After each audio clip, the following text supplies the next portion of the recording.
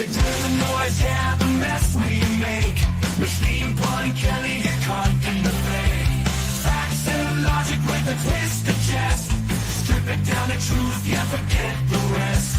Humor pulls the lies right out of the park. Look beyond the shadows that set the dark. Sparks of laughter fire up the night, bringing clarity where they blur the fight. Cut through the chaos, yeah, the tangled lies. Machine Pun Kelly with a set of clear eyes. Truths and jokes gonna rock this show. Step into light where the real facts glow.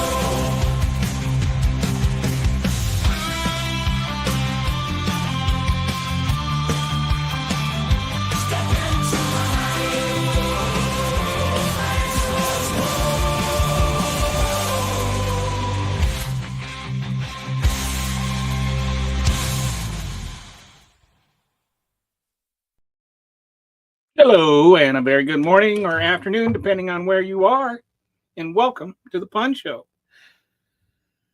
Do you like my cat shirt? Anyway, welcome to another day in Crazy Town. And it seems like things just keep getting more and more insane, and we'll get all to that. We'll get to some just hate-dribble-ridden, nonsensical ramblings in a minute by the right-wing nutjobs. But before we do that, I want to talk to you a little bit about my new project I'm working on with my whiteboard videos. There's been a lot of discussion about, whether or not undocumented immigrants, illegal aliens or illegals, or depending on, like your racist meter, what you want to call them, whether or not they are entitled to due process rights. And it's not like we don't have a court history on this. And there are 6 Supreme Court hearings, 6, that relate to this issue. And so what I'm doing is I'm going through, I'm doing a whiteboard video on each one of these cases, explaining what the case is and what was determined. And so each one will have its own slideshow, and then I'll stitch them all together into one long slideshow that, might be like an hour long, but it will cover the entire Supreme Court history. And I think it's important not just that we have that so that we can share it.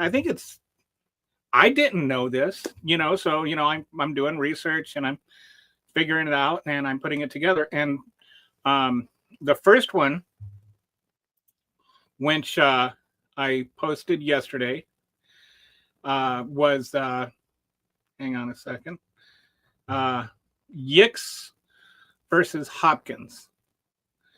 And what that one was, is there was this, he was actually a legal immigrant, but they passed a law about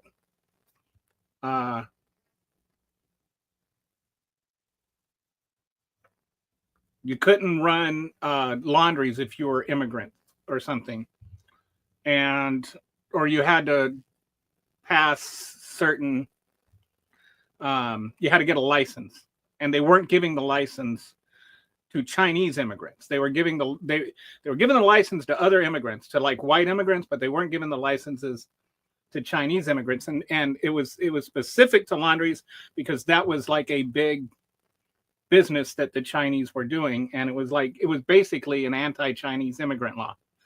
And the Supreme Court ended up ruling that the enforcement angle of it, like if you unequally enforce a law like that, then it's unconstitutional. And the one I'm working on today is very pertinent to what today's the present issue is, which was, it's called Wong Wing. Is that right? I want to say, is it Wong? Yeah, Wong Wing versus the United States. And there was a law called the Geary Act of 1892, required Chinese residents to carry residency certificates with them at all times. Does that sound familiar? Like if you don't have, if basically right now, if you're a Hispanic person, you better have your documents with you, or you might end up getting deported, and not just deported, sent to a foreign prison. So Wing Wang was an illegal immigrant, and he was arrested along with 3 other people, and they were sentenced to 2 months hard labor in Detroit without a trial. And the Supreme Court heard the case and said that the 5th Amendment and the 6th Amendment both applied, and that you can't send people to prison without a trial, even if they're here illegally. And I'll have all the details on that. If you want to see the one on Hicks, then you can, that one's already posted. And after the show, shortly after the show, I'll have the one on Wing Wang posted, and then there will be 4 more coming. But I really think it's helpful that we know the history, that we know there is a court history. The Republicans are trying to make it sound like this is all a hypothetical discussion. Like, well, does it really apply? And it's like, yes, the Supreme Court has already repeatedly determined that the 5th and 6th Amendments and the 8th Amendment apply to people, whether they are citizens or not. And so I encourage you to take a look at those and to share those. And, hopefully you can learn something from those, as I have learned something from diving into them. And that's what a lot of these like explainer videos are not things like I know. And so I'm just trying to teach. These are more things that I wonder about. And so I learn, and then I just like to share what I learned. So that is very much the case with these. These are really, really interesting cases.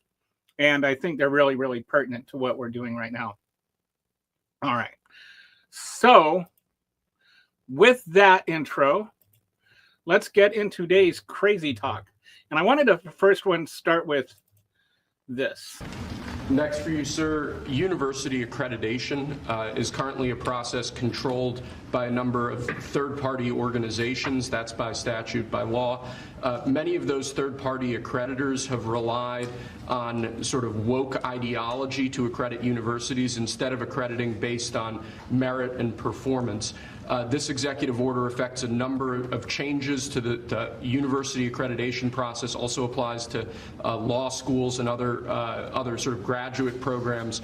But the basic idea is to force accreditation to be focused on the merit and the actual results that these universities are providing, as opposed to how woke these universities have gotten.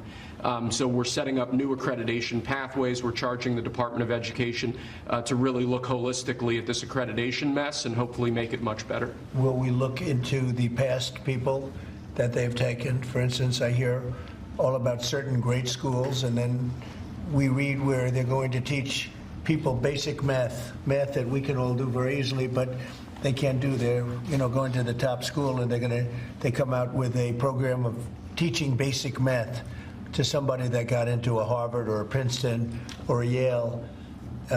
Is that part of this? When universities are not performing appropriately, whether that's in admissions or whether that's in their actual instructional activities, that's certainly something that accreditors should be considering, that right now we believe they're not doing a good enough job of, and I think Secretary McMahon could probably speak to that better than I could. So they're allowing people into school, they can't do math, and yet kids who've worked really hard and number one in their class in a high school someplace in New Jersey or in Mississippi, they can't get into the best schools. What is that all about? Yeah, and I think that gets to your policy, sir, of meritocracy, that we should be looking at those who have real merit to get in, and we have to look harder at those universities that aren't enforcing that.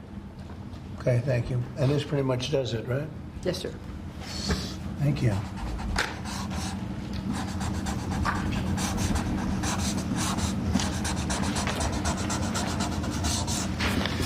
Okay. Look at his pretty signature. Thank you. Okay, there is so much wrong with this that I don't even know where to start. First of all, they come and they explain the executive order to him. It's supposed to be his executive order, right? He's the one that is signing it. It reminds me of, if you ever watched MASH, remember how Radar used to come and he'd have like people sign, like the colonel sign his name, and like most of the time the colonel would have no idea what he was signing. This is what that reminds me of. Trump has no clue. He's like, they explain to him what he's signing, and then he's like starts rambling on about math in grade school when it's about accreditation in colleges, right? Like he has no, and then he just kind of rambles for a few minutes, and then they say, yes, that's what happened. And it's like, or that, like, that's what this is about. And it's like, that's not what this is about. You're talking nonsense. And so that's the first thing, is this is an executive order. I at least want the president. I'm not saying that the president has to sit there and write every draft of it or something, but I would like him to understand what he is signing before they bring it to him to sign. And I would definitely like him to understand what he is signing before he actually signs it. That's number one. Just setting aside all the insanity of what the executive order is and does, he doesn't even understand it, which makes you wonder who is writing it, who wrote that order, where did it come from? And it mirrors exactly Project 2025, which he supposedly had nothing, he had no knowledge of. If you said Project 2025 to a Trump supporter before the election, they were just like all up in arms and apoplectic about, oh, that's nothing to do with Trump. And it's like, obviously it was, and obviously it is. They're the people that are pulling the puppet strings. He was never like the sharpest tool in the shed anyway. He wasn't even the sharpest spoon in the drawer. He was always stupid, but he has gotten stupider. And now he's just sitting there pretending to be president by signing his name. So who is really president? That's what I would like to know. Is it Stephen Miller? Like, who is president right now? Who is writing those orders? Because whoever is writing those orders might as well be president, because there's no legislation getting passed. And all of these changes are from the president. So who's the president? Who's pulling the strings? Who's doing this? Yeah, that'd be nice. But then you'd have the couch fornicator as president. All right. So that's number one. That's the first issue. He has no idea what he's talking about. Secondly, when the guy introduces it, he says, this is the current law. And, so they're trying to replace a law with an executive order. How do you do that? You can't just by executive order say this law goes away. Like a law requires Congress, right? To repeal a law, you need Congress to act. You can't just change a law by executive order. Especially, you have both houses of Congress. Why can't you pass a law? Because even like this is too insane to talk about.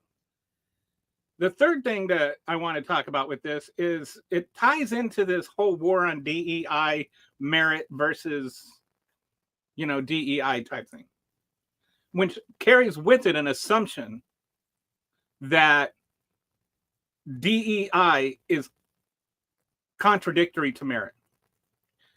And I've been thinking about this, and I've been wanting to talk about this, and this is a good opportunity to. And we'll use their favorite example, which is, like African-American pilots. They like to say African-American because, like they think, anyway, black pilots. They want to talk about, like, if they see a black pilot, then they just have to assume that they're not qualified because they must be a DEI hire. So let's talk about black pilots and why you are seeing more black pilots and how that ties into DEI. But before like I get into that, my brother-in-law is a pilot, and I was talking to him about his job, and he said 99% of my job is sitting in a chair. Like he's the automatic pilot does most of the work, and especially if you're the co-pilot, you don't even like.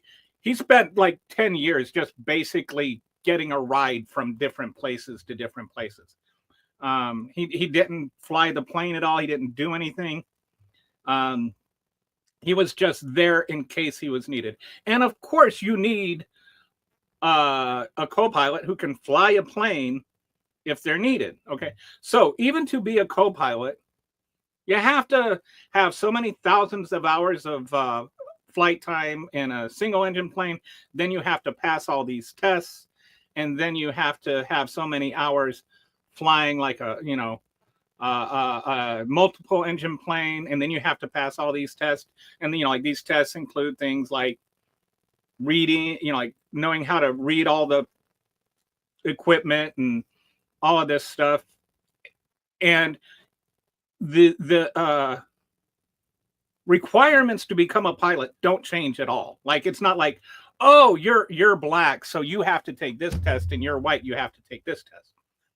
And it's not about, like there's some meritocracy involved. My brother-in-law doesn't even have a college degree. You don't need to be like this, physicist or rocket scientist to be a pilot. There's not like some high mental requirement or something. It's just you have to pass the test. It is like really, in a lot of ways, the perfect meritocracy. If you pass this test, then you can be a pilot. If you don't pass this test, you can't be a pilot. But what happened is for decades, the primary way that pilots were recruited was through, or that pilots were trained was through the military. Like most of your commercial airline pilots were military pilots before they were commercial airline pilots. That's where they were trained to be pilots. But then on about the 2000s, we started coming up with drones. And so a lot of people, so the military had fewer and fewer trained pilots because they were training drone pilots instead of airplane pilots. So there were fewer pilots, right? And that means that there were fewer military pilots to recruit from. So the commercial airline industry, which was growing, also had to find pilots. And they looked around, and like 95%, and that's not a made up number, it was like 95% of pilots were white men. And so they said, gee, maybe we should expand the pool of people we're looking for pilots from. Like, let's start recruiting pilots from other than white men, because obviously you don't have to be a white man to fly a plane. So they started going to HBCUs and to like say, hey, have you ever thought about being a pilot? And then they started doing, like advertisements and flyers where there would be a black pilot, so that a black man could see a pilot and go, gee, that's an idea. I never thought about being a pilot. Maybe I should be a pilot. And so as a result, they started recruiting more pilots from those HBCUs, and you started to see more black pilots. Those black pilots went through the exact same training, passed the exact same tests, and are no less qualified than the whitest white guy that ever became a pilot. So it's not like they want to make it sound that somehow they are less qualified. They're no less qualified. They're just as qualified. The issue is not about qualification here. The issue is not about merit here. There actually is no issue except about racism. You have people that see black people and assume that that means that they got their job some other way. So that's what the diversity in DEI is about. The diversity in DEI is not about quotas. They always want to say, you notice the guy even said quotas in his little explainer to the president. DEI is not about quotas. DEI is about looking at your worker pool and saying, these people are underrepresented. Let's do more recruiting, right? We must, because, and if you think about this, if you recruit people from more groups of, like, if you go, oh, look, we're not recruiting these people, we're only recruiting these people, and you continue to recruit the same people you're already recruiting, but now you're also recruiting, Black people and Hispanic people and Asian people and women, then what you're doing is you're actually increasing the pool of people that you're recruiting from, which means you're making it more merit-based, not less merit-based. They want to make it sound like merit means that you're recruited from, like straight cisgender white men and only that. And it's like, that's how you end up with somebody like Pete Kegbreath as Secretary of Defense. All right. So that's the first part of the whole diversity versus merit argument. The other part of it is it relates to colleges and universities, is how do you define merit? And they want to make it seem like merit is only defined by SAT scores and class rank and extracurricular activities and things like that. And that's fine if you are a white cisgender straight male that doesn't have to worry about anything. But let's say you have two people, right? You have person A is raised in a upper middle class family. His parents, they're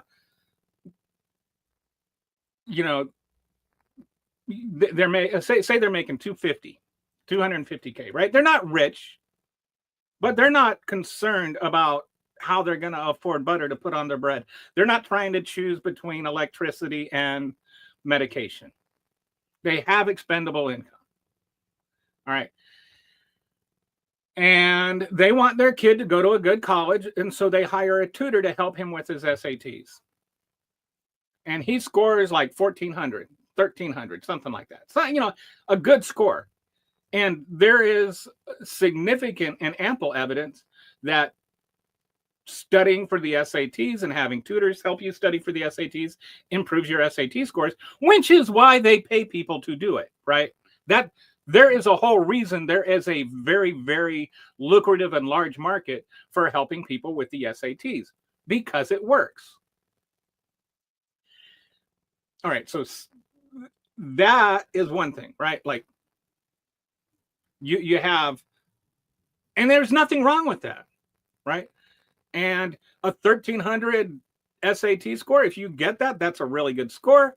And I'm not saying that that is not merit. You've established that you have a good score, and that requires a certain amount of understanding and learning. And there's nothing wrong with the university taking that into consideration. But let's say person B only scored a 1,200, right? But person B, his dad is in prison, and his mom is raising him and his 3 younger brothers. And she can't support them by herself. So after school, he has a job, and he works his job to help pay the money to raise his 3 younger brothers. And then after he's done working, he comes home. His mom is working 2 jobs. And so he makes his brothers dinner. And then it's like 10 o'clock at night, and he can finally sit down and do his homework. Okay. And let's say he only has like 3.5 GPA, and the guy with the 1,300 has a 4.0 GPA. And he got a 1,200 on his SAT scores, and the other guy got a 1,300. And the other guy has extracurriculars, and he doesn't have extracurriculars because his job keeps him from being able to do one. But can you quantifiably say that person A has more merit than person B. And that's what universities are doing, is they're looking at things that are not typically looked at. And they're saying, this also establishes merit, right? The fact that this kid helped raise and feed and support his younger siblings and still was able to keep a 3.5 GPA and get a 1200 score on his SATs without even having the ability to study for them, much less having a tutor help him. Well, that counts as merit too. Like, maybe if he didn't have to work the second job, he could have studied harder and gotten a better GPA. If he didn't have to do all of that, but had gotten a tutor to help him study for his SATs, maybe he would have a higher score. Like, these things are not only highly feasible, they're highly likely. Like, is it only white people that can get help from tutors on their SAT scores? Or is it only white people that can have their GPA helped by having tutors help them in their classwork? Like, this is all like things that universities consider. They're not considering race. They're considering life circumstances. And that's allowed, even under the new Supreme Court ruling that struck down affirmative action. Universities can consider your life experience. And so that's not merit, or that, that's not quotas. And that's not contrary to merit. That is merit. That is just not, like using certain objective criteria and judging exclusively on those. That's not merit really either, because it ignores other kinds of merit. So this whole thing about accreditation that Trump just signed is contrary to merit. He doesn't know what it is. It bypasses actual law and violates the separation of powers. And, this is our new America, where some guy who we don't know who it is can like write racist executive orders based on this wrong notion of what DEI is, have the president sign it, give him a banana, and then, that's it. That's not our Constitution. That's not how things are supposed to work. Anyway, that's a DEI rant I've been wanting to have, so glad I got to have it. All right, so now let's go to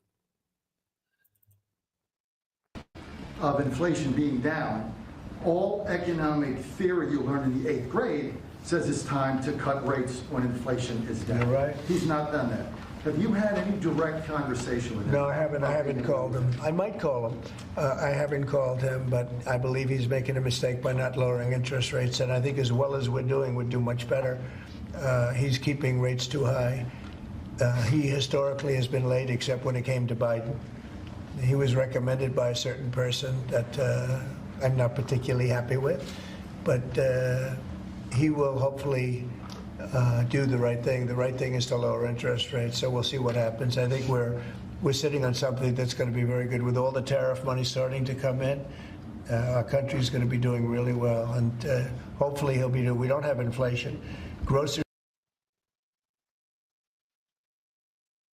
Did you catch that? He was recommended by somebody I'm not too particularly happy with. You know who appointed Jerome Powell? I'll give you a hint. It was Donald Trump. And, 45, Donald Trump. But this also, the question is disingenuous. Yes, historically, when inflation goes down, the rates come down. But this is not typical. The current situation is we've also just established a trade war with the rest of the world. And put this flat 10% tariff on the rest of the world, which is going to going to cause inflation. It's going to cause prices to go up. So, yes, typically that's what happens. But this reporter is not at all interest, like reporter. I don't like the entire press corps now is evolving. They're changing the press corps into a right-wing spin machine. But the reason Powell is not raising interest rates is because Trump has imposed a 10% tariff on the entire world that is going to cause inflation. And anybody that's not an idiot knows that. Like, this is not at all a hypothetical. We all know that prices are about to skyrocket. And it's just we haven't seen the effects of the tariffs yet because they just happened, right? Like, it even takes a month to report them. Prices are already going up. And it's not just prices are going up. You have manufacturing is already getting hurt. And like, there was a thing I was reading, a guy that had that worked for Toyota. And there's a certain part that they need. And they import that part. And that part is going to have such a high tariff that they stopped importing them, and now they're almost out of those parts. And they're so far, they have so few of those parts left. This guy's job, he doesn't have anything. He can't work. They don't have the work for him to do to put in the part. And so he's worried about losing his job, but also they're like looking for a cheaper place to get the part. They might have to get, they're trying to supply chain it. So that they can get it for cheaper. And this is like a part, it's like a replacement part that is for recalls or something. Anyway,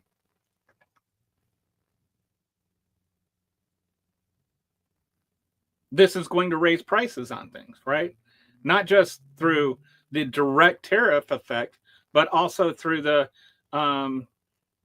what'll end up happening is you'll have a lot of things that just the supply is not there anymore. And that's actually what happened to Biden. When the supply chain got cut due to COVID and they didn't have the things they needed to make things, the things they made, supply went down. And since supply went down and demand didn't go down, the price went up. So we're going to have a production shortage, which is going to cause inflation on top of the tariffs.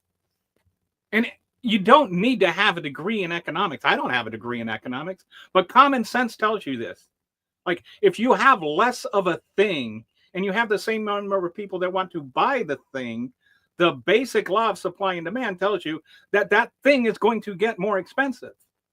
And Jerome Powell, who again was appointed by Donald Trump, and who I have never heard an economist call, incompetent or liberal or anything like that. And if you listen to him talk, he seems to know what he's talking about. That's his reasoning.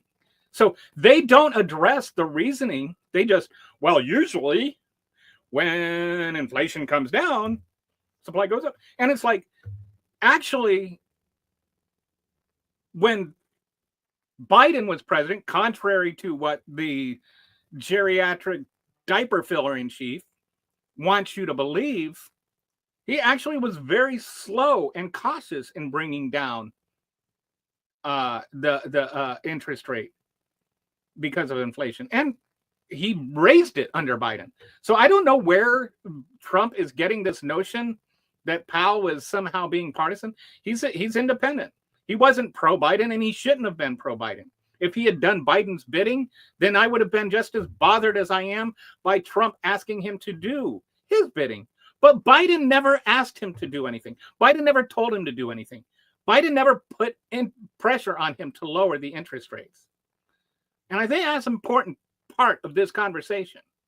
It's a lot of times people will say, if Biden did this, then you would be okay with it. Ignoring the fact Biden didn't do this. Or if they say, if the Democrats did this, you would be okay with it. But the Democrats don't do it. That's part of the problem. That like, you can't say that if they're not doing it. And or they'll say when the Democrats did this, and they'll draw out this thing that's completely not at all the same thing. All right, let's go to the next clip.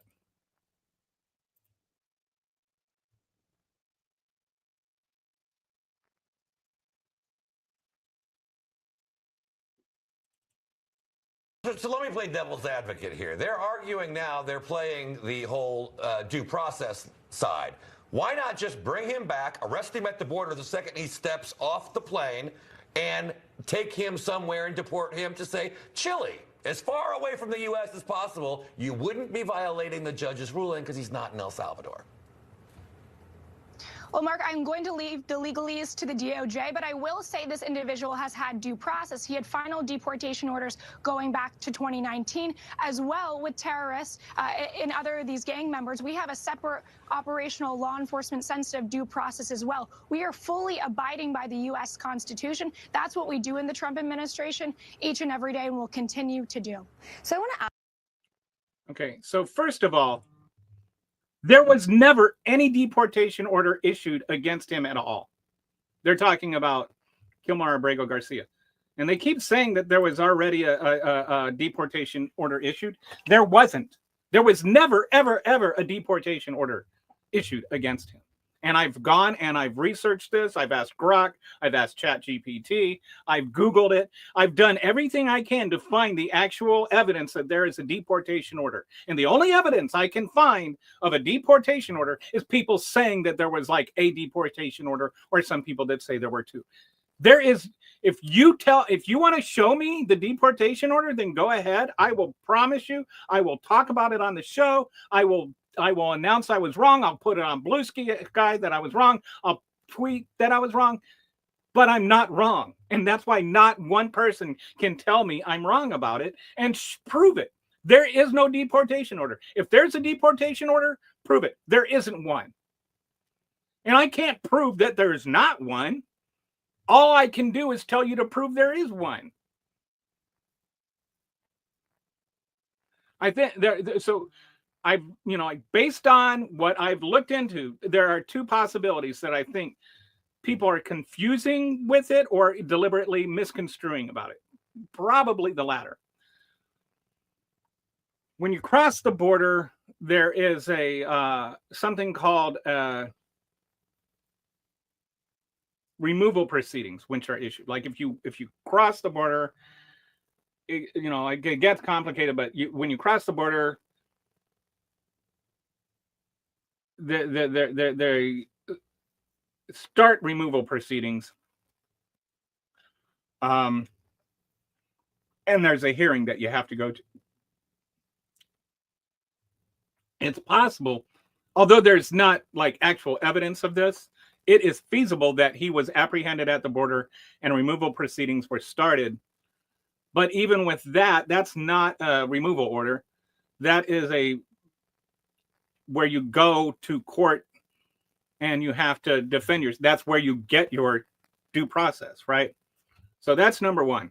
The other possibility is that when Abrego Garcia was arrested the first time, there was a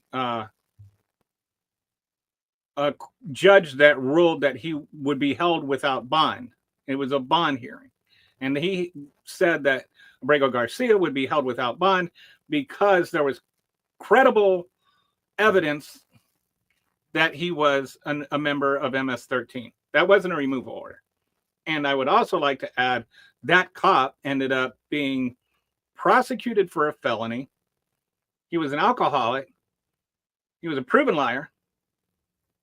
And the evidence that was supposed to be credible was a double hearsay evidence of a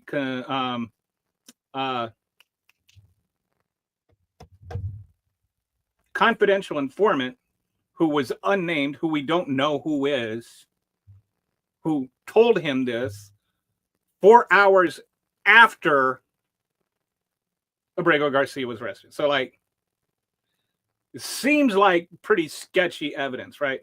So the immigration judge then after, like, so the bond hearing meant that he was held without bail until the immigration hearing, right? So then there was an immigration hearing, and the immigration judge sat down and like heard all of the evidence, both for and against. And Abrego Garcia told his story about how his mom ran this pupusa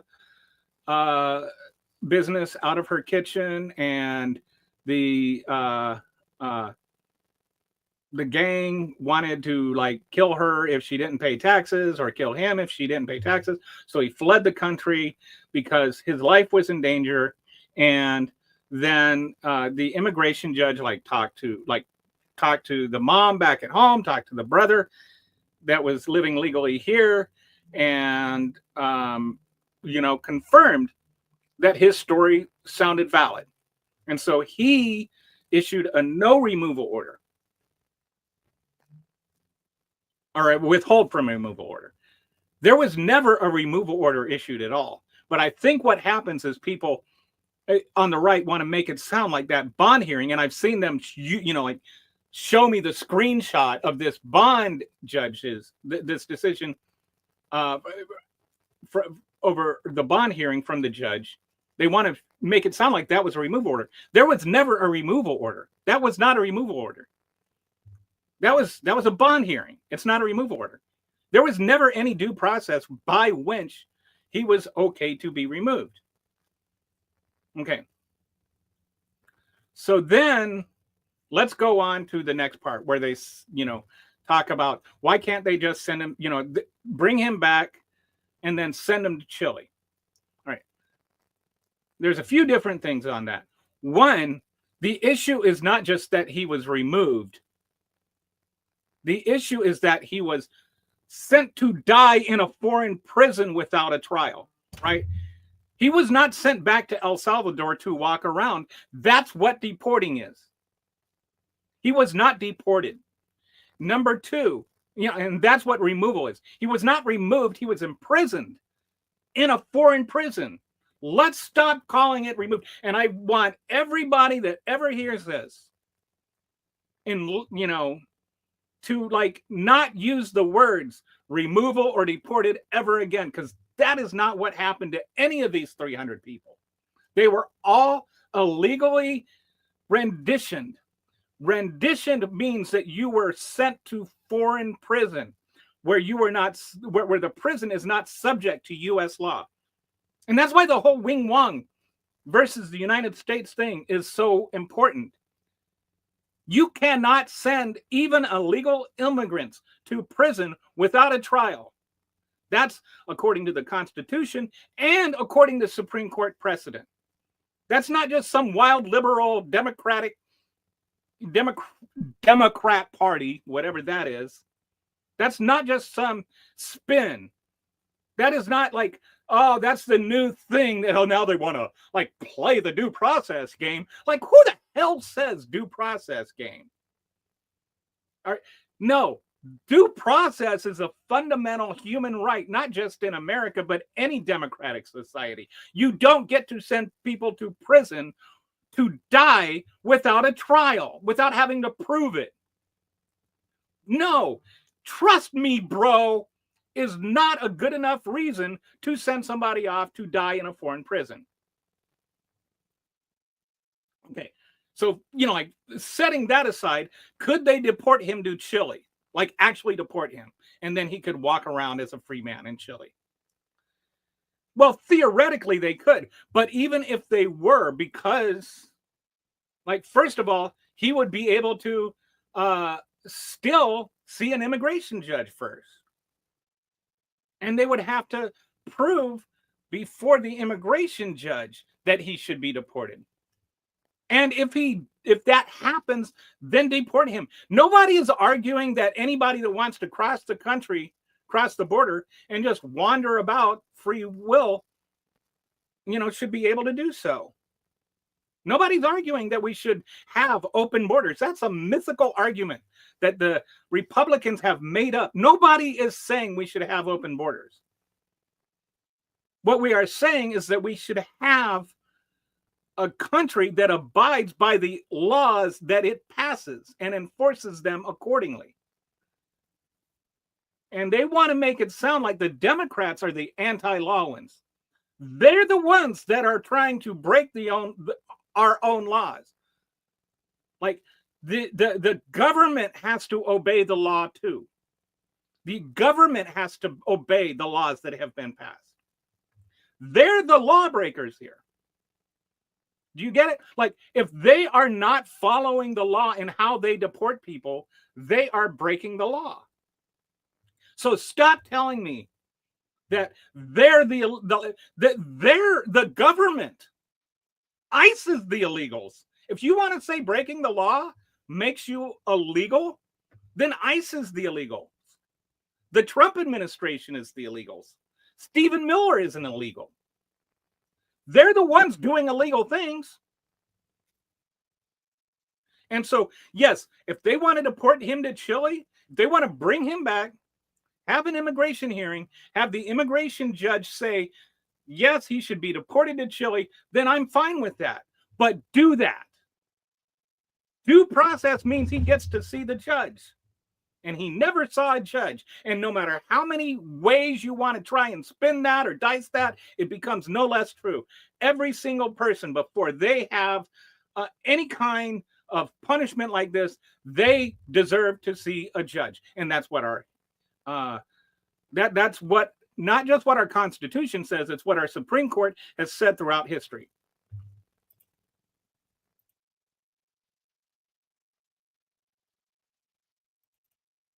Is ready, and a lot of people said Russia wanted to go for the whole thing, and I think we have a deal with Russia. We have to get a deal with Zelensky, and I hope that Zelensky, I thought it might be easier to deal with Zelensky. So far it's been harder, but that's okay. It's all right. But I think we have a deal with both. I hope they do it. He refuses to acknowledge the fact that Ukraine was invaded. And I brought up the analogy before, but it is amazing to me. I'm Generation X, right? Like I am peak Generation X. I graduated from high school in 1985. Like the year that Breakfast Club came out was like, that's the year I graduated from high school. When I saw Breakfast Club, in fact, little story here. I was this was back in the old days where they had the big marquees with the actual like physical letters, and I got this job. It was kind of a cool job because I only had to work like an hour a week, but every Friday I'd go up there because the new movies would come out on Friday. I'd get this big ladder, I'd climb up, I'd change the marquee lettering. And I didn't get a paycheck, but what I got is I could go see as many movies as I wanted for free. So, you know, for an hour's worth of work to see unlimited movies, I got to see all the movies that I wanted. Like virtually every movie that came out, I could see for free. So, you know, for an hour of work a week, it was totally worth it. And that's where I saw The Breakfast Club. Anyway, not that that has anything to do with anything. But I'm peak Generation X. And one of the movies that I saw while I was there is a movie called Red Dawn. And that was, in case you have never seen it, you're like one of the 5 people that have never seen it, was a movie. Russia invaded America, and then America, you know, like all the parents were being held in this prison camp and everything, but the high school kids that, you know, like their little sports team mascot was Wolverine, and they were like fighting this counterinsurgency thing, fighting back against the Russians, and then it would be like Wolverines, and you'd be like all emotional about it, and it had like all like a bunch of the like Brat Pack types actors in there. I forget who. Anyway, I find it funny that so many people that would like sit there tearing up in the theater going Wolverines now are like saying that Ukraine fighting out back against a Russian invasion are somehow, like if you take Ukraine's side, then you're just for the Ukrainian soldiers dying or whatever. Like somehow Ukraine is not allowed to fight back against Russian invasion. But our entire childhood was based on this movie that we were going to, fight back against Russian invasion. Like, you see where I'm going? Like, isn't that it's not just me, right? Like, there's a certain level of hypocrisy involved there, and so yeah, Zelensky's being a little more difficult because he's not surrendering land to Russia when she invaded Ukraine, based on the false premise that Ukraine deserved it because they wanted to join NATO because they were afraid that Russia was going to invade Ukraine. Like, it's okay. In what way is Russia not allowed to invade Ukraine then? And so now you want to reward Russia for invading Ukraine by giving them part of Ukraine. And Zelensky is being difficult by not just giving the bully his lunch money.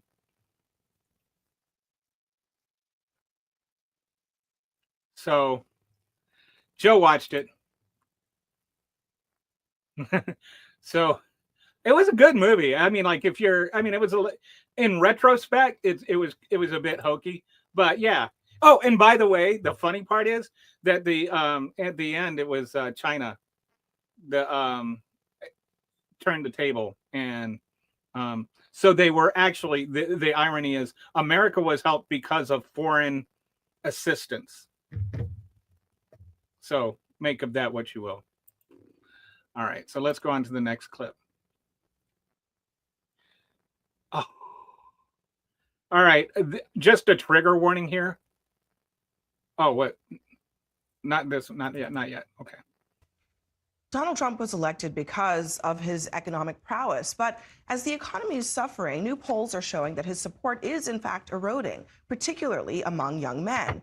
And it's lies like these that people aren't buying anymore. $1.98 yesterday in a couple of states. You have gasoline's way down. That is false. No state had an average below $2.70 a gallon, and the national average, nearly a quarter, it's above $3. Now, the lowest price that we were able to find was $2.19 at a gas station in Texas. The price of groceries are substantially down. That is also not true. Average grocery prices in March were up from February in the biggest month-to-month jump since October 2022. They were also up nearly 2.5% from last March, the biggest year-over-year jump in nearly 2 years. And we had all eggs, and as you know, the cost of eggs has come down like 93, 94%. Not even close. The national average for a dozen eggs, as I'm sure you know, is above $6. That is a decline of 55% from their high, but not nearly 94%. Trump has taken his biggest win, and he's essentially squandered it. And the polls are really showing that people are kind of fed up with it. They were giving him the benefit of the doubt for a while. But according to a new Fox poll out just tonight, he is at the lowest marks for any president since George W. Bush for this point in his presidency, Congressman. Yeah. I love the fact check there. And this is what we need more of. We need more of, like, not opinions, just fact checking. There is like he just says shit that is so stupid and so outrageously dishonest. And it's like, I think we've just kind of gotten used to it, but we need to, like go back to just discounting the lies. And, it is amazing how people can sit there and go and buy their groceries now, like, and not know that their prices are going up when they somehow knew it was happening under Biden. Like, but the difference is massive, and we need to talk more about the difference.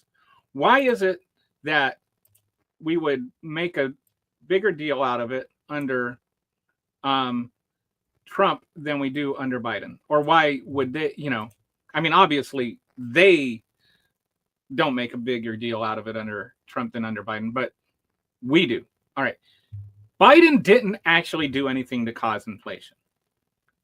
The inflation under Biden was a result of, at least initially, it was a result of the supply chain issues. And then there was a combination of things. When I talked to my brother about this, and I've mentioned my brother before. He's got a PhD from Wharton, and he knows more about economics than I do. He's more like into macroeconomics, and he'll always tell me I'm not a macroeconomist. But anyway, when I asked him about, like, is this causing inflation, and he just could not, like, his just reaction was to laugh, like literally out loud. He was just laughing, and he was like, there is not any one cause of inflation. And I think, like, that is the thing you really have to consider with what happened under Biden, is there wasn't one thing that caused inflation. There was a combination of things. And, initially the primary cause was the supply chain shortage. After that, there was a stimulus package which was passed, which did affect inflation. I'm not saying it didn't, but it also affected job growth. And that job growth also affected, like, people having jobs. And so that doesn't mean that the inflation caused by the stimulus package was bad. It was actually a result of something good. Then there was the corporations which took advantage of the inflation which already existed and said, as long as the prices are going up anyway, let's jack them up even further because we can kind of get away with it. And they did. And that was why Kamala Harris wanted to pass legislation that would say, no, you cannot, like, have these little cabals that agree to jack up inflation, because then you're acting like a monopoly.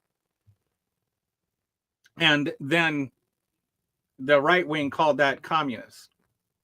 So it was Joe Biden's fault that prices were going up, but if you try to do anything about it, you're a communist. Anyway, that's another story. The fact is, prices are going up now because of tariffs and anticipation of tariffs. And even like the tariffs that are, and as she just established, prices are going up. They are actually going up in spite of what the report, like the reporter is citing data from, I'm sorry, I'm all over the place. Let me backtrack. In the earlier clip I showed, the reporter asked Donald Trump why Jerome Powell wasn't reducing the interest rate even though inflation was down.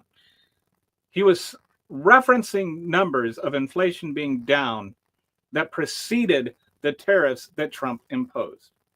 Since Trump imposed the tariffs, there has not been a new report. There is no new inflation report. So the latest inflation data shows it's down, although it's gone up since the last inflation report. And that's because between the last inflation report and the next inflation report, Trump imposed his tariffs. All right. So now prices are going up, which is why Jerome Powell is not reducing the interest rates. And prices are going up. And Donald Trump is sitting there just making up egg prices. It's exasperating. I'm exhausted.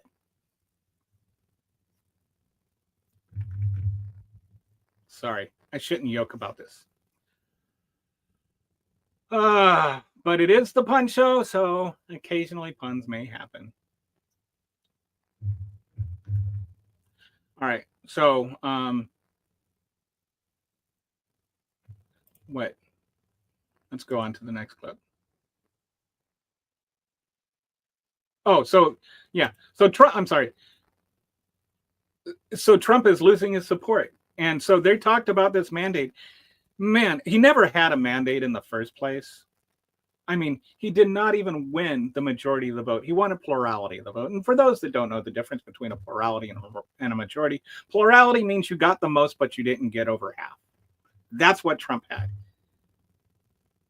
That's not a mandate. That's like winning by the skin of your chinny chin chin.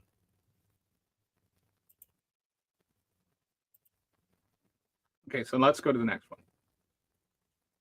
And this one, like this one comes with a trigger warning because this involves the threat of international terrorism that is on our shores, the millions of gotaways who entered under the previous administration, on top of the millions more unvetted that were caught and released into the country, and the millions more that were allowed to either fly into the country or overstay their visas. It is a clear and present danger to the national security of this country, and we have federal judges telling President Trump that he can't deport these threats from our communities.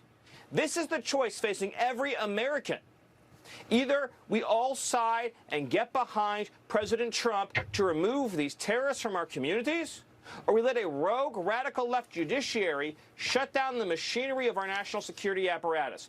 President Trump is going to see this through to his conclusion, and we will find and remove every terrorist from this country, and President Trump will make this nation safer than ever before, and he'll do it over the fighting and opposition of the Democrat Party, over the fighting and opposition of the communist left-wing judges, over the fighting and opposition of the far-left federal bureaucracy. He will not be deterred, Sean. He will see this through, I promise you.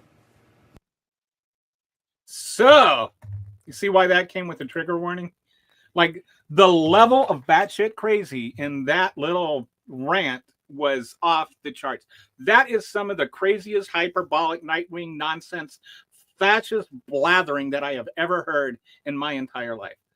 I am sorry about the light. The sunlight keeps changing, and so my green screen keeps going back and forth. I'm just gonna try and fix that once again. Whoops. I almost want to just leave it on my green screen there. Let's just do that. Let's just leave it on the green screen. Then it's not all pixelating all the time. So tell me if you want the brick wall instead of the green screen. I've got this desk here. I've got this L desk, and it's like it all looks. Anyway, you don't need the big long explanation. I've tried so hard. Maybe I'll try something else. I'll try and set it up a different way tomorrow and see if that's any better.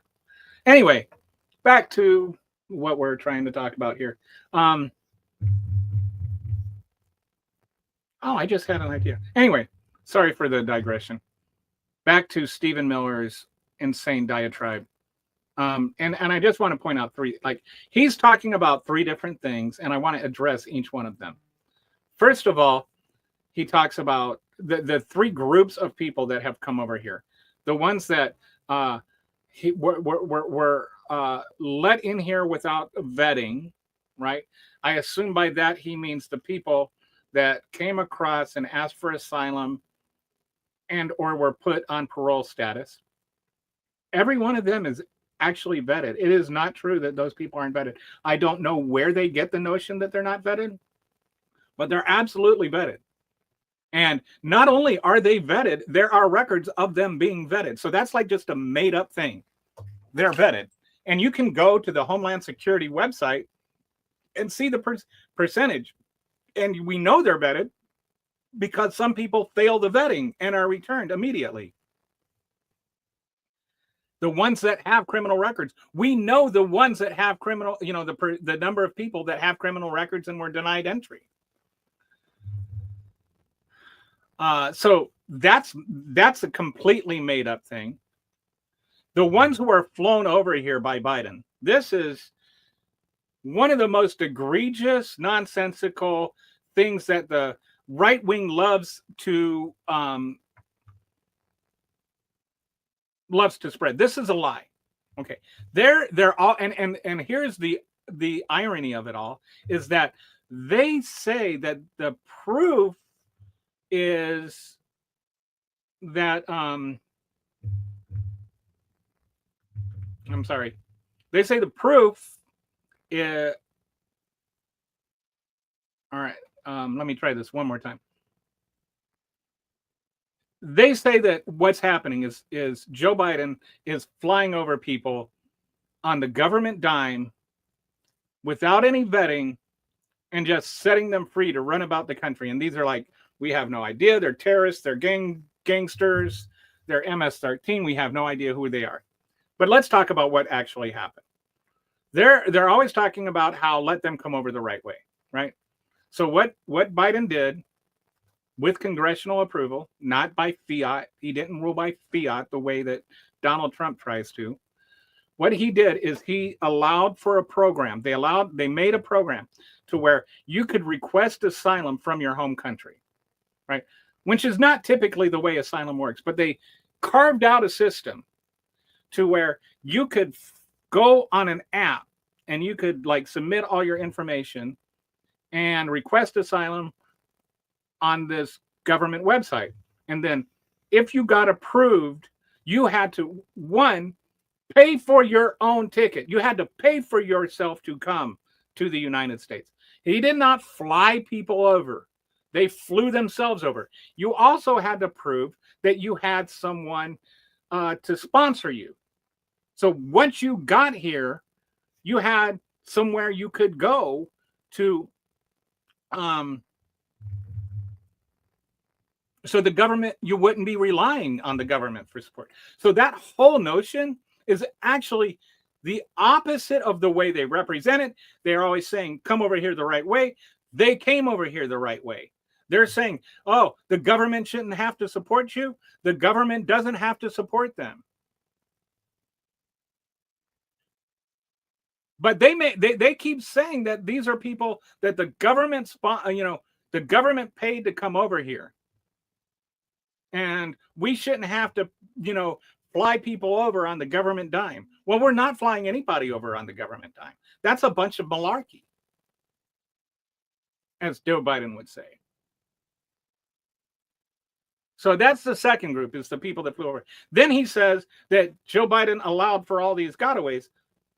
How do you allow for gotaways? All right. First of all, the thing about gotaways is that it's kind of a made-up number. It's just like, how do you count gotaways? Because you're literally saying these are the people that we, got away without us knowing about it.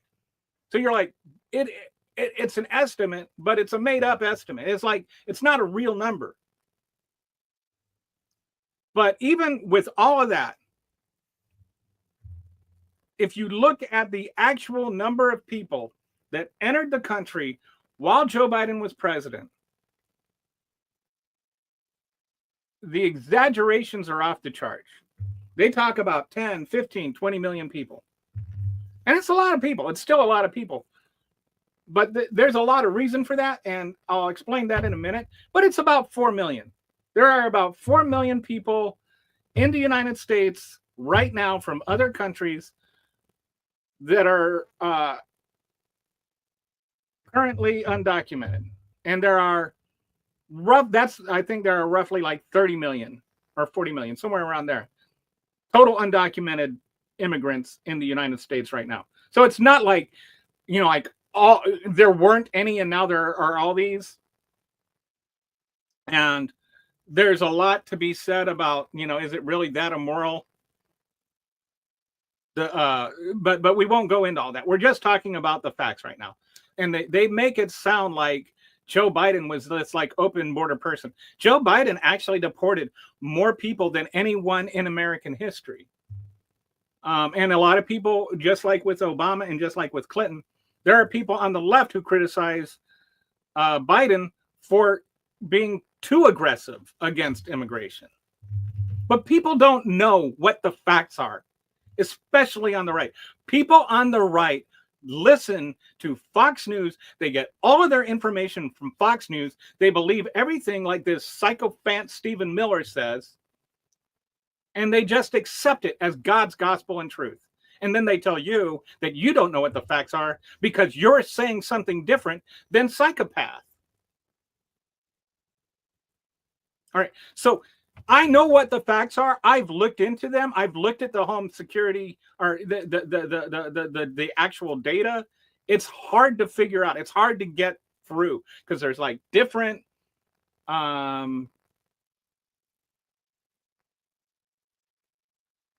agencies that even support that report it. There's estimates involved, and then there's things like, okay, so let's say you have a gotaway that goes back, which happens, right? Like you have people that will come over here and they're not planning to stay.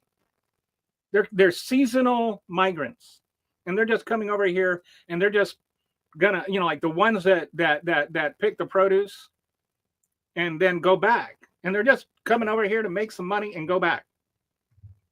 All right, so they're not over here anymore. There's people that cross the border, like let's say especially during the COVID times, there would be people, there was a national emergency, and so people could come over here and they would just be turned around, right? So Jose would come over here and he'd be encountered at the border and they'd say, go back. And so then he'd go back, and the next day he would come over here and they'd say, go back. And the next day he would come over here and they'd say, go back. And that could happen 10, 20, 30 times. And that each one of those would count for an encounter. And so the way the Republicans look at it, Jose was over here as 30 different people and he is still here. But he was sent back 30 times. And that's proof that Joe Biden is for open borders. So it's a much more complicated thing than the daywalker here wants to make it seem like. And that's part of it. Then he's like saying, like, this is like, you're either for democracy or you're for this communism justice system. And it's like, okay, every single federal judge, whether you're, no matter who you are appointed by, was appointed by a democratically elected president and approved by a democratically elected Senate. There are no such thing as communist judges. There are judges that disagree with Stephen Miller. And Stephen Miller thinks that anyone who disagrees with him is a communist. And that's because Stephen Miller is a fascist. If you're in the room and everyone else to the left of you, or if you're in the room and you think everyone else in the room is a crazy person, there's a very good chance you're the crazy person. If you're in the room and you think everyone else in the room is an extremist, there's a very good chance that you're the extremist. Because hear me out now. Anybody you think is crazy, that you think is an extremist, thinks you're an extremist. So if you think everybody else is an extremist, everybody else thinks that you're an extremist. And so if everybody thinks you're an extremist, there's a very, very good chance that you're an extremist. And Stephen Miller is an extremist. He is, I mean, people compare him to Goebbels, but he's more like a gerbil. Like he's this like little rodent. He's a fascist rodent. Anyway. God, I can't stand that person. Anyway. So I followed that up with some positive clips. So I've got 2 clips now from Tim Walz.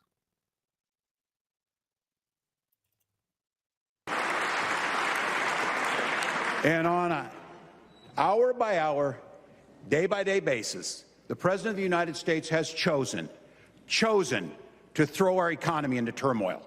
Global markets are teetering on the brink of collapse. Businesses across this country and here in Minnesota are already laying off employees by the thousands. Working people are paying more for basic goods, and if you haven't checked your 401k lately, don't do it. So let's be very clear. None of this had to happen. When the president took office 3 months ago, there was no reason to throw a wrench in the works and destroy decades of work. But if you listen to anything that comes out of his mouth, one thing has become clear. He's just plain confused about how the world really works for working people. We're talking about a guy that slapped a 10% tariff on an island populated only by penguins. It'd be funny as hell if it wasn't true and stupid. It makes no sense to anyone. That isn't servant leadership. It's not any kind of leadership. It's small, it's weak, and it's petty. It takes the awesome power of the federal government and turns it into a crude weapon, wielded by a man who wants to be king. As governor, I will continue to do everything in my power to protect Minnesotans from getting hurt. I love that. He takes the awesome power of the federal government and reduces it to the, what did he say? A blunt weapon wielded by a king. And then we'll go to the next Tim Walz clip. And on an hour-by-hour, day-by-day basis, the President of the United States has chosen to throw our economy into turmoil. Global markets are teetering on the brink of collapse. Businesses across this country and here in Minnesota are already laying off employees by the thousands. Working people are paying more for basic goods, and if you haven't checked your 401k lately, don't do it. Accidentally showed the same one twice. Let me try this again. Now, in this land of the free and home of the brave, we have university students being swept up, shoved into unmarked vans, and fathers being tossed into Salvadorian gulags without a hint of due process. So I want to be real clear about this. If you say you love freedom, but you don't believe freedom is for everybody, then the thing you love isn't freedom, it's privilege.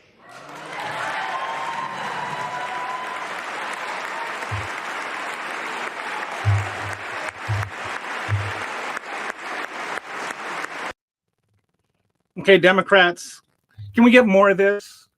I love the fight. I love the punch. I love the like Tim Walz. I used to live in Minnesota for like 7 years. My brothers still live there, so I kind of keep up on Minnesota politics. So I knew who Tim Walz was before Kamala Harris made him her vice presidential pick. And he was actually, if you asked me in 2020, when we were running up to the primaries, like before the primaries even started, before Joe Biden announced he was running even, I was hoping Tim Walz would run because I really, really like him. I think he's smart. I think he's articulate. I think he delivers punch. And, this was just a great example. I hope he runs in 2028. There are a lot of people I hope will run. But I think he would have a great chance of winning, and I think he would be a fantastic president. And he's right. You can't sit there and talk about how you love freedom and then show you despise it. But I wanted to show that one just because I wanted to show something positive. And so there you go. All right, so let's go to the next clip.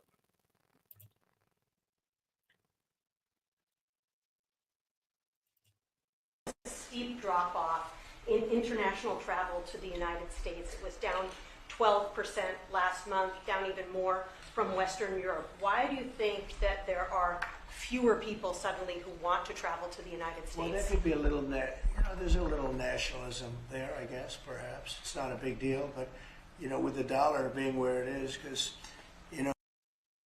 The dollar being where it is, you mean like down? Like, why is he talking about the dollar being where it is? Tourism is not down because the dollar is where it is. If tourism was based on the dollar where it is, then tourism would be up. Tourism goes up when the dollar is down because that means it's cheaper to travel here. He's making it sound like the dollar is up. The dollar is like dropping faster than JD Vance's pants in a furniture shop. The dollar is down. That means tourism should be up. And in 2024, we had the best tourism since 2019. We were finally getting back to pre-pandemic levels for tourism. And now it's like dropping really fast. And that is entirely because of, one, tariffs, and number two, he says there may be a little bit of nationalism there, as though Mr. America fucking first, sorry, Mary, America first, like you can't be America first, America first, America first, and then, talk about how other countries, well, that might be because of nationalism. Like, why are we the only country in the world allowed to be patriots? When I was in the Air Force, I had this friend, Pino. I was stationed in Italy. And we were having dinner one time, and he said, Kelly, can I ask you a question? And I said, sure. He's like, why do you guys think you're the only ones allowed to love your country? And I thought about it, and I had never, it never occurred to me that we think that way. And I had no rebuttal for him. It just really struck me that is true. For some reason, we think we're the only ones allowed to love our country. Canada's bad for not wanting to be the 51st state. Why can't Canadians be proud of being Canadians? Canada is a hell of a country. They have a lot to be proud of. And they've been our strongest ally throughout, basically ever since the last time we invaded Canada, they have been our closest ally. And if you didn't know we invaded Canada, look it up. That's a different story.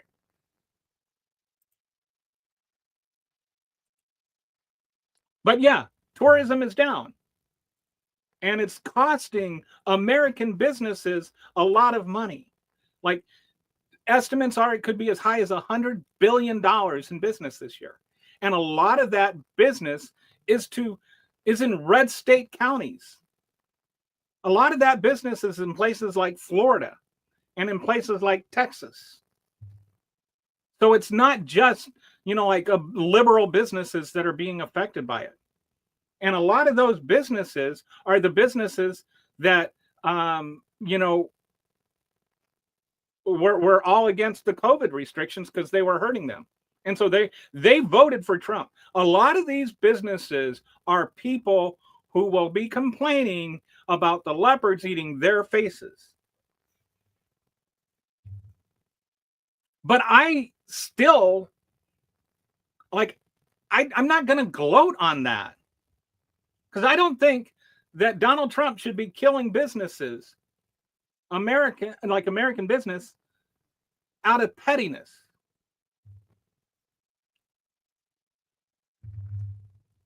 And ignorance. He still does not know how terrorists work. But yeah, he doesn't even acknowledge that it's just because other countries have nationalism or whatever. His nonchalance about the issue is almost the most egregious thing about that clip. It all about Trump, but what they're forgetting is President Trump is standing up for the things that Americans want: safety, security, prosperity, a strong presence on the national stage, policy positions that put Americans, American businesses, American citizens first. And let me just say, as Attorney General, I fought hard in court to keep the Biden administration from pushing more and more and more unvetted criminals into this nation. They would develop policies. We'd catch them raping or murdering people. They'd have people coming across the border, more and more criminals. And now that you have an administration standing up in court, fighting in court to get them out, look at what the leaders are standing up for. They're fighting just as hard to keep them in. It's unconscionable, and I'm so thankful we have President Trump, Marco Rubio, other leaders up there now fighting for Americans and our safety and our families' security and our communities. And the Floridians are. I think she said Americans 5 or 6 times. What do you call those of us who don't like Trump? Am I not an American because I don't support Trump? This notion that only Trump supporters are Americans is one I'm just sick of. Right, Joe? Just as it was during the War of 1812, and that's correct. We tried to invade Canada and kind of got our asses kicked. But anyway, the idea that only like Americans versus liberals, as though liberals are not Americans. Like MAGA is American, and if you're not MAGA, you're not American. That's number one. That's part of the issue.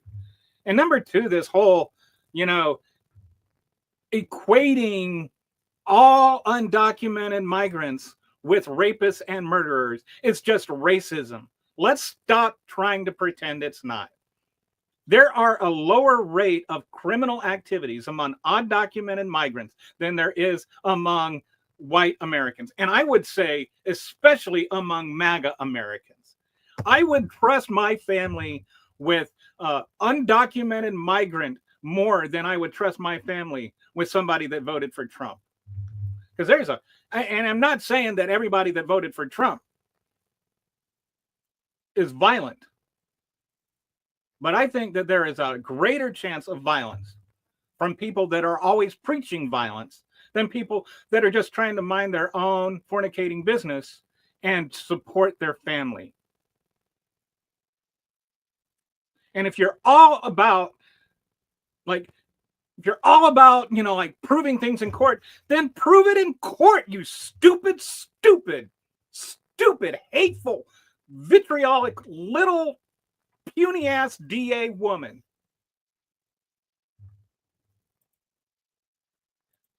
I agree that if somebody comes over here and breaks the law and murders people and rapes people, they deserve to go to prison. I do not agree that because somebody crossed the border illegally and somebody else murdered people, that every person that crossed the border illegally deserves to go to prison. I don't think that crossing the border illegally means means that you can send somebody off without a trial to die in a prison that has been condemned by the United Nations as a torture center. Stop changing the goalpost. Stop moving the goalposts. This is not about whether or not, you support the murder of Lincoln Riley. Nobody does. Nobody is like, oh, yay, she got murdered. Go illegal immigrants. No, that is just grotesquely racist to suggest that all brown people are murderers because Lincoln Riley got murdered by a brown person. It's like me saying all MAGA are terrorists because Timothy McVeigh blew up the Oklahoma City building. Right? None of these people. Show me one gang member, one MS-13 member. Show me one of them that has ever been convicted of a terrorist crime. You just think that because you just say they're a terrorist group now, they're all terrorists.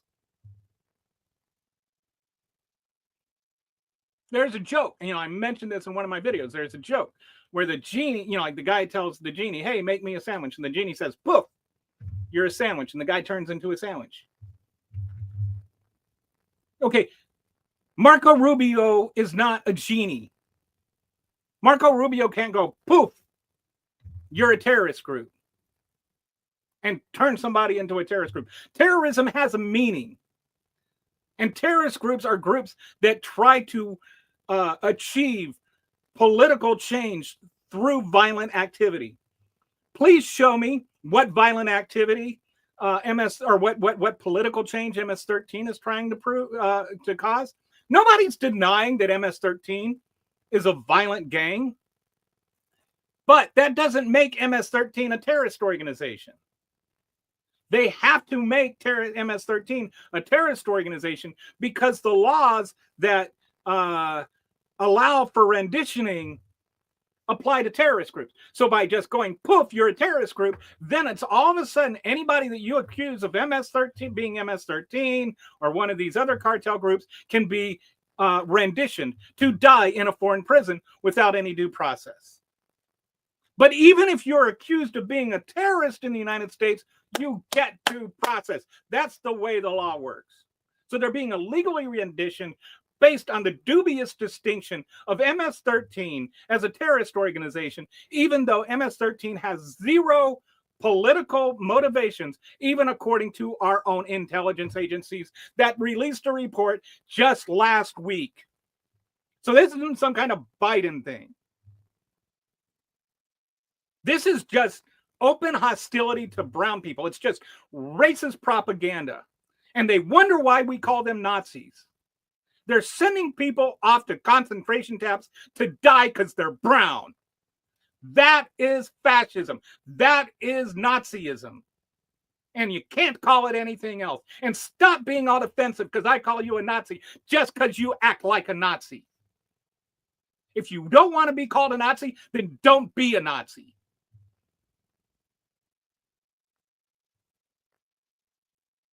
Sorry, I mean, I got high blood pressure already. I shouldn't get this worked up about it. But I'm watching this country that I served in the military. My dad served in the military. My dad was a diplomat. That was my adopted dad. My biological dad also served in the military. My biological dad died from gangrene he got in Vietnam.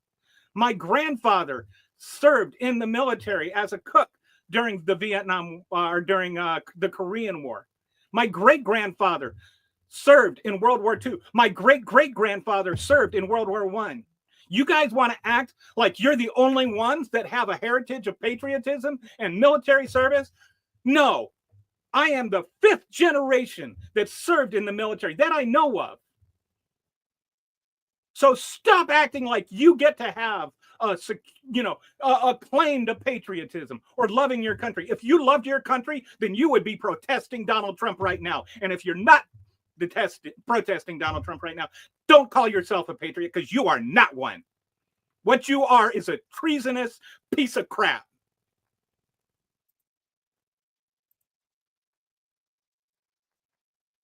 All right, so let's go. This is a different moment in history than I've read about or seen in my lifetime for sure. This is a moment where there's a threat to the Constitution of the United States and our constitutional democracy. That is fundamental, and it's in front of every other decision of policy that we might make. We have to get it together. I will plead with my Republican friends, stand up for the Constitution. You took an oath and said you'd swear to defend this Constitution. It needs defense now more than ever with the actions by President Trump. At 100 days of this administration, the question is not whether Trump is sinking in the polling, and he appears to be, but whether his fate is going to be shared by other Republicans and whether they have the courage to join Democrats and do the right things and stand up for the Constitution. That, to me, I think just supersedes all conversations about campaigns and even issues. And I wanted to go out on a high note here. And so there's two things to this. From Durbin's mouth to God's ears.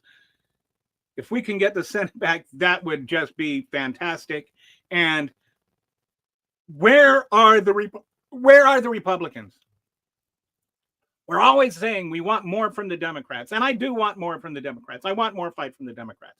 But stop blaming the Democrats for what the Republicans are doing. Like yes, the Democrats should fight harder to stop the Republicans from doing things, but why don't we blame the people that are doing the things? Where are the Republicans? The Constitution has certain powers delegated to the Senate, and they are not using those powers. They are just relinquishing their power to the President of the United States. So they would not relinquish that power to Joe Biden. They would not relinquish that power to Barack Obama, nor should they. Nobody is arguing that they should. And I wish that they would think about it and realize that whatever authority they're giving to Donald Trump right now, the next president of the United States, no matter who it is, will have that same authority. So where is your courage? Where is your fight against this person that is not just trying to take over, because of what he's doing, the way he's doing it, even if you agree with what he's doing, the way he's doing it, ruling by fiat, ruling by exclusive executive order, where he's trying to like literally replace laws that have been passed by Congress, replace departments which have been passed by Congress, replace budgets which have been passed by Congress. He is trying to become a dictator. And if you allow him to be a dictator, you're letting the next guy be a dictator. Why are you giving up your authority as a senator? If you don't want to do the job, then resign. Give it to somebody who will do it. But your job is not to just let Trump do whatever he wants. That is not your job. Your job is to represent your constituents. And if you want to do what he asks and you want to pass legislation in the normal way, the constitutional way, then go ahead and do it.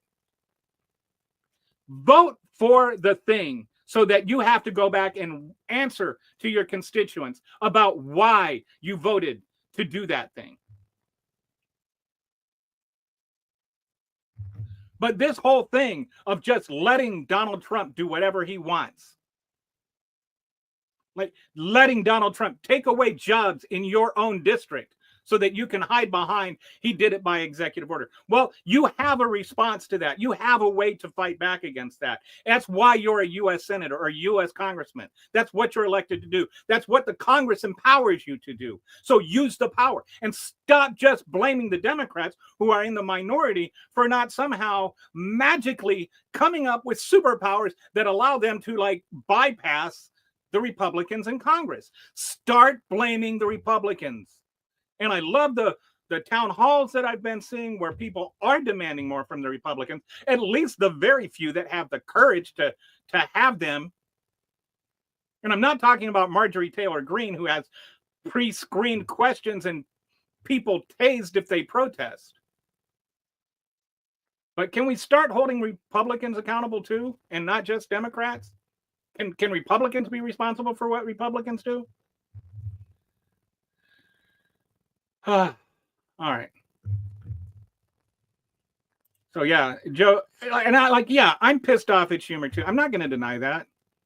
And, I'd love to see him replaced as the minority leader, or even better yet, the majority leader. So it's actually an interesting question. Joe, if you can type it, who would you like to see replace him? Booker? Booker might be a good choice. It has to be somebody with some level of seniority. I think Bernie Sanders would be the thing about Bernie Sanders is I really like Bernie Sanders, but Bernie Sanders is not a Democrat. And I don't say Bernie Sanders is not a Democrat in some sort of mean-spirited way. Bernie Sanders says Bernie Sanders is not a Democrat. Bernie Sanders says Bernie Sanders is an independent. And I appreciate that when he runs for president, he runs as a Democrat so as to not create this third-party conundrum. And I think he, that's the way he should do it. But I also don't blame the Democrats for not wanting somebody to come in and take over their party. I think that sometimes there is a disagreement where both sides have a legitimate case. But yeah, I think that the Senate majority leader or minority leader, the leader of the Democratic Party in the Senate should be a Democrat. And I don't think that there's anything wrong with that. Who might be a good one is Chris Murphy would be good, and White House. I actually really like White House. I don't think White House gets enough credit. But every time I hear White House talk, I'm just like, man, that guy is so reasonable. So, but anyway, if you're watching this later, or if there's if I make this as short, tell me, who would you like to see as the leader of the representative, the Democrat leader in both the Senate and the White House, if it wasn't who it already is? So, all right, that is today's show. I went almost an hour and 40 minutes today.